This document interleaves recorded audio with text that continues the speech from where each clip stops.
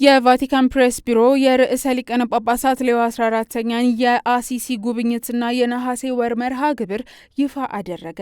የቫቲካን ፕሬስ ቢሮ ርዕሰ ሊቃነ ጳጳሳት ሌዮ 14ኛ በነሐሴ ወር የሚያከናውኗቸውን የጉብኝትና የአምልኮ መርሃ ግብሮች ይፋ አደረገ። በዚሁ መሰረት ቅዱስነታቸው ሐምሌ 30 ቀን 2018 ዓ.ም ወደ አሲሲ ከተማ በማቅናት የፍራንቺስካውያን ወጣቶች ስብሰባ ተሳታፊ ከሆኑት ወጣቶች ጋር እንደሚገናኙና መስዋዕተ ቅዳሴ እንደሚመሩ ተገልጿል። ቅዱስነታቸው በጉብኝታቸው ወቅት በመቶዎች ከሚበልጡ ወጣቶች ጋር እንደሚገናኙ፣ ቅዳሴ እንደሚቀድሱ እንዲሁም ከአካባቢው የመንግስት የስራ ኃላፊዎችና የቤተ ክርስቲያን ተወካዮች ጋር እንደሚመክሩ ተገልጿል። በአሲሲ ሊቀ ጳጳስ ፊሊቼ አክሮካና በጣሊያን የሲቪል ባለስልጣናት አቀባበል የሚደረግላቸው ሲሆን ወደ ቅድስት ማርያም ባዚሊካ አደባባይ ከወጣቶች ጋር ተገናኝተው ለተዘጋጁላቸው ጥያቄዎች መልስ ይሰጣሉ።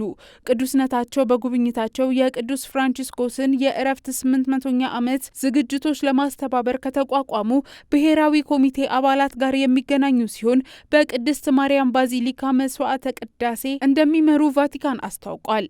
መርሃ ግብሩ ከ18 እስከ 33 ዓመት ለሆኑ አውሮፓውያን ወጣቶችን የሚያሳትፍ ሲሆን 4 ቀናትን ማለትም እስከ ነሐሴ 30 ድረስ የሚካሄደው ስብሰባ ወጣቶች የቅዱስ ፍራንቺስኮስን መልእክት በውይይት በጸሎትና በክብረ በዓላት እንዲያጤኑ የሚያስችል ሰፊ እድል እንደሚፈጥር የዝግጅቱ አስተባባሪዎች አስታውቀዋል።